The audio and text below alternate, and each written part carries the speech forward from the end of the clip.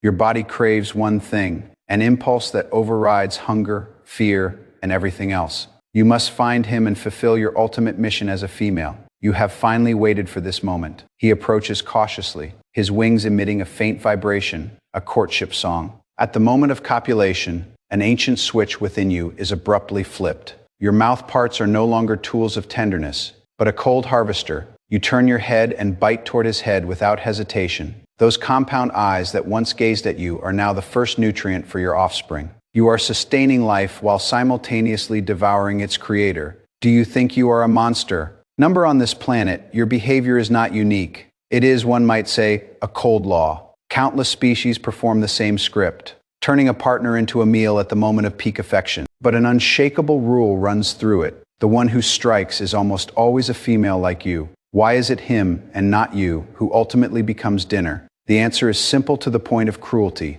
Because you are the vessel that nurtures the offspring and carries the future of the species. If a male dared to devour you before mating was complete, his genes, his lineage, and his everything would come to a grinding halt, and no offspring would be born. This impulse is a dead end in the river of evolution, a folly that cannot be inherited. Therefore, only females, only you, have been granted this privilege by nature. You have learned to dine during intimacy, because according to the harsh laws of nature, he is not just your partner, but the most direct energy reserve for continuing your bloodline. This may sound nonsensical. You killed a father, but in your world, the option of co-parenting does not exist. The male's mission ends the moment mating is completed. He will not share any of the hardships of nurturing with you. You will bear it all alone, while inside you, hundreds of lives are about to take shape, waiting to be fed. This requires immense energy, on a scale you cannot imagine. Right now, a perfect protein, rich energy pack is right before your eyes, within reach.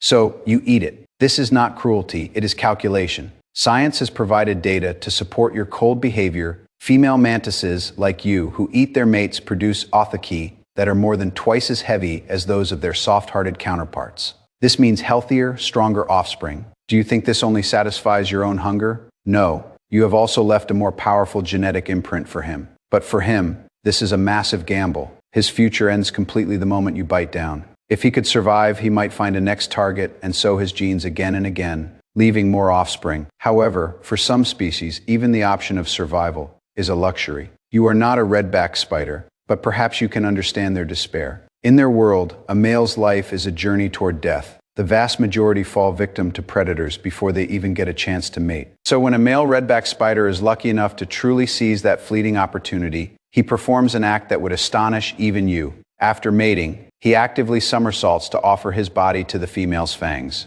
He knows there will not be a next time. Rather than being killed randomly in the wild, it is better to turn himself into nourishment to ensure this single batch of offspring grows strong. His self-sacrifice is not because of love, but because he has long since calculated his own insignificant probability of survival. In the evolutionary model of the mantis, the intensity of survival competition is extremely high, which requires you to evolve a rational, indiscriminate aggressiveness. This extreme combativeness is your greatest asset for establishing a foothold in this jungle. This innate killing instinct does not have a preset courtship switch. When a male approaches, your predatory instinct, honed over millions of years, is often activated before your reproductive instinct. The lethal raptorial legs, originally meant for harvesting prey, will unexpectedly lock onto your potential mate. The bottom line is that, although this outcome is horrific, maintaining this hyper-aggressive state is meaningful for you. Under the system's assessment, the survival dividend brought by high-frequency killing far outweighs the evolutionary benefit